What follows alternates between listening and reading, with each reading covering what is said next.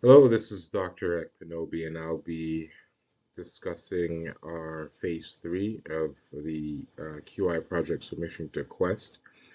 It's titled Exploring the Protective Benefits of GI Bleed Prophylaxis in Patients Initiated on Dual Antiplatelet Therapy, or DAPT, after ACS or acute coronary syndrome. Again, this is phase three out of the Department of Gastroenterology at DMC Wayne State. And I'm joined by my colleagues, Dr. Woodruff, Dr. Silla, Dr. Huck, and Dr. Gu, our attending uh, physician on the project. So let's jump into the background. Prophylaxis against stress ulcers and GI bleeding is one of the most inappropriately prescribed treatments in a hospital inpatient setting. Indications for GI bleed prophylaxis typically include those at higher risk of GI bleed while in the inpatient setting. Those are patients on long-term steroid therapy, mechanically ventilated patients for over 2 days, those with CNS or burn trauma, those who have a history of GI bleeding in the past year, admitted to the ICU for over a week, or have a congenital or acquired coagulopathy or difficulty with the blood clotting and stasis. So, despite clear evidence to the contrary, however, GI bleed prophylaxis is often treated as a general prophylactic treatment akin to VTE prophylaxis. Unfortunately, GI bleed prophylaxis is not without its risks, however. Using a PPI to achieve GI bleed prophylaxis increases actually the risk of hospital-acquired pneumonias, osteoporosis, C. diff infection, and so on. Even with the risks associated with starting GI bleed prophylaxis, its indications are somewhat limited. So, however, we do believe it is worth exploring whether expanding these indications to include patients at higher risk of GI bleed due to recent initiation of antiplatelet or anticoagulation therapies is beneficial. So that's why we are conducting this project for the third year in a row with a minor tweak. So the objective for our project is to study the efficacy of PPI as GI bleed prophylaxis for patients placed on DAPT following ACS. We actually expect a lower incidence of GI bleed in patients who are started on DAPT with GI bleed prophylaxis as opposed to those without. But our null hypothesis is that there'll actually be a superior net benefit um, to patients started on GI bleed prophylaxis with DAPT compared to those without. That there will not be a net benefit. So let's jump into our methods. Primary outcome measures included those on DAPT following ACS who suffered GI bleeding event requiring inpatient management within 6 months of ACS diagnosis without GI bleed prophylaxis, contrasted against those with GI bleed prophylaxis.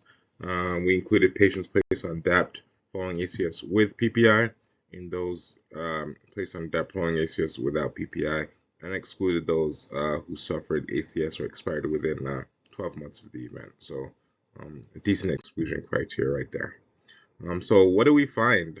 Um, well, we found that out of the 198, randomly sampled patients who fit that criteria at DMC Huron Valley from January 1st of 2021 to December 31st, 2022, um, in those receiving GI bleed prophylaxis, about a third, so about 30%, 16 over the 53, suffered a GI bleed. Contrast that against those not on GIB prophylaxis. Here, there was actually 37 or so, 37, 38% of patients, so 15 out of 40, that suffered a GI bleed um, in this same time frame. So what does that tell us?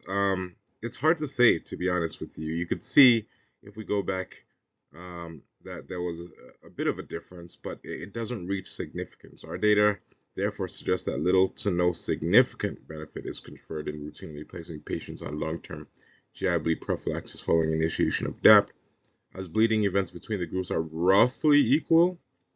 Again, um, and that's again more because it didn't reach significance, given the sample size and a few limitations which we'll get into on the next slide here. So some of the limitations of the project include the absence of the data regarding compliance with DAPT or with GI bleed prophylaxis on discharge, a lack of distinction between GI bleed events while inpatient versus those following discharge as initiation of heparin drip or DOACs per ACS protocol may be significant contribution to GI bleeds inpatient versus initiation on DAPT.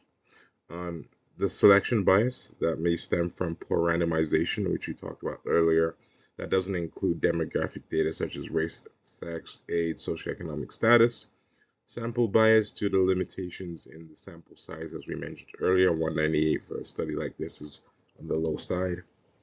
Lack of distinction between the varying types of P2Y12 inhibitors such as clopidogrel, prasugrel, ticagrelor, and so on used in the study, as they actually hold varying degrees of bleeding risks theoretically. And then the fact that catastrophic GI bleed events were only recorded if patients as well as their providers recognize them as such. And that's a big distinction there because they not only have to be recognized, but have to present for treatment at a hospital in the same network system as the one studied here, as opposed to an urgent care center, an out of network facility, or private practice, and so on. So that could lose quite a few folks that may have been having GI bleeds and we just never picked up on that. So, given the above considerations, a longer, more meticulous study in a larger, more diverse patient population would be necessary before hoping to expand the indications for GI bleed prophylaxis among patients placed on DAPT following ACS. And that's our conclusion. Thanks for your attention, and here's our contact information.